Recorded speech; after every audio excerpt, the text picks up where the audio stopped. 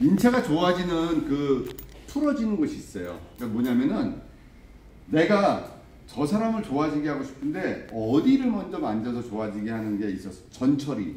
뭐냐면 컴퓨터를 고치고 싶으면 나사를 풀어야 돼요. 본체의 나사를 풀어야지 안에 거를 해결하는데 우리는 나사를 푸는 일을 하지 않고 안에 걸 고치고 싶어 해요. 근데 먼저 나사를 풀으려면 나사가 어디에 어떻게 박혀있는지 먼저 알아야 되잖아요. 그런 원리처럼 우리 인체에도 세 군데 정도의 어떤 막이 있지 않을까라는 생각을 했었어요. 제가 이렇게 질문 던집니다. 당신들은 고양이를 잡을 때 어디 잡습니까? 라고 할 때 뒷목을 잡아요? 닭을 잡을 때는 날개를 잡아요? 사람을 잡을 때는요?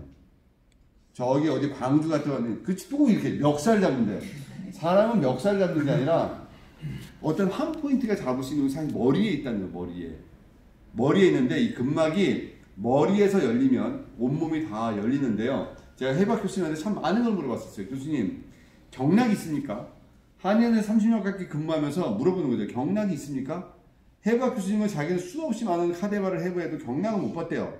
근데 너무 많이 반복적으로 물어보니까 저한테 이 얘기를 해요. 경락은 모르겠는데 근막이 연결되어 있고 그 근막은 콜라겐 성분으로 온몸이 연결되어 있더라. 우리는 그걸 전부 여기서 근막이 하나의 선처럼 연결되어 있어서 우리 인체도 모든 고리고리로 연결되어 있다. 근육도 쌓여있고 모든 게 쌓여있는 게 그게 네가 얘기하는 거 아니겠니? 라고 얘기하면 그렇다면 한 번에 잡을 수 있는 자리가 어딜까가 머리라고 제가 생각을 했어요. 왜? 세 군데로 나눠보자. 상초, 중초, 하초. 상초의 기운은 안개와 같고 중초의 기운은 거품과 같고 하초의 기운은 또랑과 같다라고 할 때 이 근막의 에너지 세 군데를 한번 풀어보자라는 생각이 들어요. 그래서 어느 날부터 제가 이제 머리에다 손을 대봤습니다. 어디 부분이냐면 여기 경추 1번이라는 곳이 있어요. 1번, 다음에 2번은 이렇게 껴져 있어요. 경추 1번과 2번 여기를 물렁뼈가 없습니다. 여기는 모든 뼈에는 물렁뼈가 있는데 요 1번 바로 위에 제가 뇌간이라고 있다고 그랬어요. 뇌간. 여기에는 연수가 들어있고 연수 안에는 미주신경이 나온다고 했어요. 뇌신경 10번. 자, 여기가 생명과 연관되어 있는 생명. 옛날 허준 드라마에 보게 되면 그 허준하고 어떤 침을 다루는 사람끼리 둘이 싸움을 합니다. 주먹 싸움이 아니라 침 넣기 싸움. 그래서 막 움직이는 닭을 가지고요. 이만한 장침을 찌르는 시합을 해요.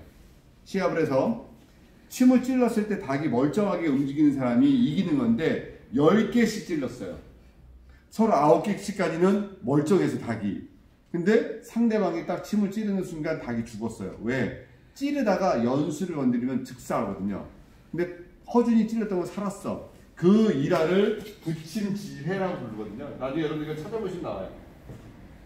구침지혜라고 그래서 닭을 연수를 긴 침이 딱 찔렀을 때 뇌에 연수 안 죽었잖아요. 사람이 생명과 연관되어 있는 것이 머리에 있다면 저 진짜 생명은 저 영이 뇌간에 들어있거든요. 그래서 한 손으로 뇌간을 받칩니다. 한 손은 백회에 얹습니다. 얹어놓고 이 사람의 복식호흡을 하게 되면 두 가지 학설이 있어요. 두개골은 움직인다는 학설과 두개골이 움직이지 않는다는 학설이 있어요. 두개골이 움직인다는 학설에서 나가는 게 CST죠. 두개청원요법. 그래서 두개골을 움직이고 호흡을 시키면 머리에서 이제 에너지가 느끼기 시작해요. 그러면 어떻게 해요? 몸에서 투둑 투둑 투둑 어떤 근막이 풀어지는 듯한 어떤 그런 느낌이 와요. 그래서 제가 영상 보게 되면 맨 처음에 하기 전에 손을 내려보세요 라고 하고 손을 댔더니 오늘 우리 연습 한번 해보자고 했더니 손이 바닥에 쑥 닿아요. 자, 근막이 풀려버렸어요. 자, 그러면은 근막이 풀렸네로 따지지 말라는 얘기죠. 근막이 풀렸으면 이제 우리 몸에서는 치유 반응이 생기겠다라는 에너지를 보셔야 된다는 거예요. 그게 첫 번째가 머리에 있어요. 두 번째가 어디냐면 제가 이런 걸 봤어요. 쭉 갔더니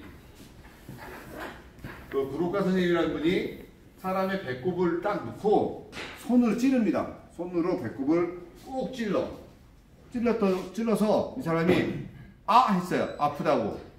그때 이 사람이 뭐냐면 토데스네. 배꼽이 아팠더니 토! 이러는 거예요. 목화통금수 나도 아는데 상생상극 오행에 대해서 아는데 갑자기 배꼽을 토라고 얘기를 해요. 그러더니 또 배꼽을 위에를 찔러서 아 했더니 화됐으네. 화래 화. 아 그렇다면 이제 알 것 같아. 배꼽 밑은 수네 맞았어. 수. 배꼽 가운데가 토였어요. 근데 이제 여기서부터 이제 또 사람을 뒤집어 놨어요. 오른쪽이면 당연히 목이겠네. 그러면 간이니까. 근데 오른쪽에다가 금 그래요. 뒤집어진 거 아니에요? 그리고 왼쪽에다가 목 이렇게 얘기를 해요. 배꼽에다가. 제가 도대체 이유가 뭡니까? 그때 이제 그분들이 아기가 엄마랑 탯줄로 연결되어 있는 사진을 하나 보여줘요. 그러면 아기랑 엄마랑 마주보고 있는 거잖아요. 그래서 아기가 엄마를 안길 때 직접 이렇게 등 쪽 안는 것보다 엄마랑 폭 안기는 걸 좋아하는 게 엄마랑 그렇게 있었던 거잖아요. 그래서 아기가 내 몸에 그대로 들어오면 목하고 금이 뒤집어진 거예요. 그리고 그 사람을 보고 제가 이제 책으로 고민했었어요. 배꼽이라는 것. 한의학에서는 심걸이라고 부르는데 이 배꼽의 에너지가 도대체 뭘까 고민을 해봤어요. 배꼽의 에너지가. 배꼽의 에너지가 우리에게 요구하는 게 뭘까 따져봤더니 그거예요. 엄마랑 모든 내장기가 배꼽을 통해서 연결이 돼 있었어요. 그러다 보니까 배꼽을 통해서 오장육부가 다 연결되어 있는 거죠. 제가 아까 그런 얘기를 드렸죠. 혼백의 에너지, 영의 에너지 있다. 사람은 내장기가 살아야지 생명이 유지가 된다.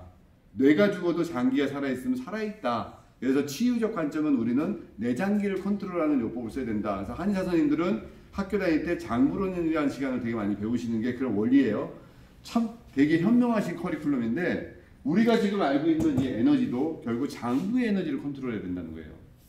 장부의 에너지가 결국 다 어디에 있어? 한 번에 배꼽에 있다는 거죠.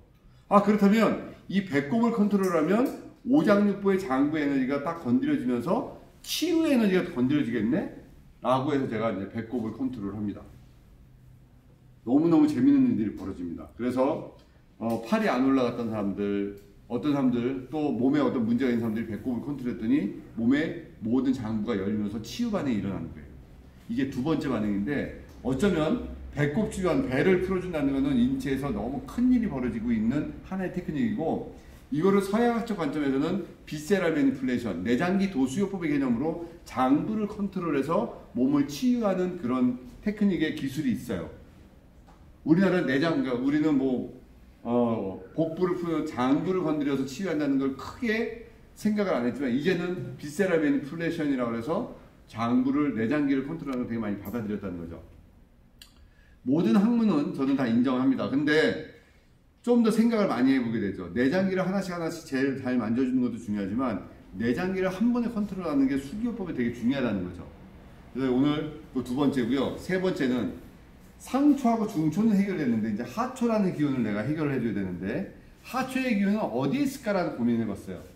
근데 너무 재밌는 게 허리 디스크 환자가 다리가 저리라고 하는 사람들, 무릎에 관절염이 있는 사람들, 뭔가 하지 쪽으로 문제가 오는 사람들, 또 이상근 증후군, 좌골신경통 이런 사람들을요 엉덩이의 바깥쪽에 있는 근육에 중두근을 풀다 보니까 너무너무 재밌게도 잘 풀리고 좋아지는 거예요. 저는 위생병 생활했죠. 군대 생활할 때 주사도 놔봤던 사람입니다. 군대에서도. 근데 중둔근에다가 주사를 놓고 나면 반드시 주사바늘 빼서 피가 딸려 나오는지 확인을 합니다.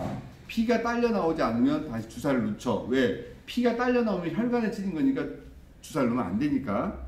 이 엉덩이 중둔근을 해박실에서 수없이 많이 교수님한테 물어보고 확인해봐도 특별한 게 보이질 않아요. 근데 수기 치료할 때 엉덩이를 풀면, 중둔근을 풀면 너무너무 하지의 모든 게 풀린다는 거죠. 그래서 고민스러웠어요. 좋아는 지는데 이 원리가 뭐지를 찾다가 같이 공부하시는 우리 교수님이 책을 한 권 줬는데 일본 분인데 엉덩이의 근막을 풀면 내장의 모든 기운이 풀어진다라는 그런 얘기의 책이에요. 그래서 제가 그걸 보고 그분을 만나러 가야 되겠다는 생각을 가지고 있습니다. 왜냐면은 그분에게 원리를 한번 들어봐요. 당신은 어떻게 엉덩이가 인체의 모든 근막이 꼬이는 자리라고 어떻게 찾았냐 물어보고 싶어요. 근데 그분의 책에는요, 거기를 풀면 위장병도 고쳐진다는 얘기가 써 있어요. 내가 되게 했거든요. 근데 내용을 보니까 이해가 돼요. 어깨 통증이 극상근이나 소원근이나 극하근의 통증이 와도 그 문제가 결국 삼각근에서 오거든요. 그래서 제가 여기를 가짜 통증입니다라고 얘기했던 게 이 근육을 싸고 있었던 근막이 결국 삼각근에서 전부 다 이렇게 덮고 있어요. 그러니까 자꾸 이 삼각근이 아픈 것 같죠? 원래 어떤 근육에 문제가 오기 때문에. 그래서 우리가 알고 있는 현재 증상과 치유의 패턴은 너무너무 틀리다는 거예요. 제가 다시 한번 크게 정리를 하다 보면 피를 돌게 해야 되고요. 피를 돌게 하고, 두 번째 중력선안에 들어와야 되게 하고요. 그 다음에 횡격막이 움직이는 복식호흡이 이루어져야 되고요. 종아리를 풀어야 되고요. 상경추를 풀어서 뇌신경의 흐름을 원활하게 해야 돼요. 그리고 나서 머리부터 근막, 그 다음에 배의 근막, 엉덩이의 근막을 풀어내야지 치유의 반응이 일어난다는 거예요. 이거를 해놓으면 그때부터는 여러분들이 천하무적이 된다는 거죠. 그리고 어디 가든 설명하면서 관리하는 멋있는 사람이 된다는 거죠. 제가 얘기하는 거는 무시당하지 않는 관리사가 된다는 거예요. 대학원에서도 강의를 하면서, 제가 건국대 대학원에서 이미지 산업학과 산업대학원 강의하면서 계속 그 얘기합니다. 당신들은 직장 생활을 하시는 분들이 학교를 다니면서 사회적 위치에서 어느 정도 올라갔는데 왜 다시 공부하러 오셨습니까? 물어보면 전부 다 똑같아요. 산업대학원 화요일에 한 번씩 와서 수업을 듣는 이유 중에 하나도 본인들이 이 일을 하다 보니까 레벨이 올라가는데 주변에서 자기를 무시하더라는 거죠. 그러니까 우리나라는 결국 학력 위주의 사회도 있게 하니까 여러분 공부도 하셔야 돼요. 저는 지식은 제가 다 채워드립니다. 그러나 본인들이 채워야 될 그 지식적 기반은 본인들이 만드셔야 될 게 있으니까요. 자, 이런 설명했던 이 모든 지식적 이론이 바탕이 돼서 수기가 진행이 되면 못 고치는 질환은 없다. 단 못 고치는 사람만 있다라는 말이 맞아 떨어지게 됩니다. 자, 그리고 끝을.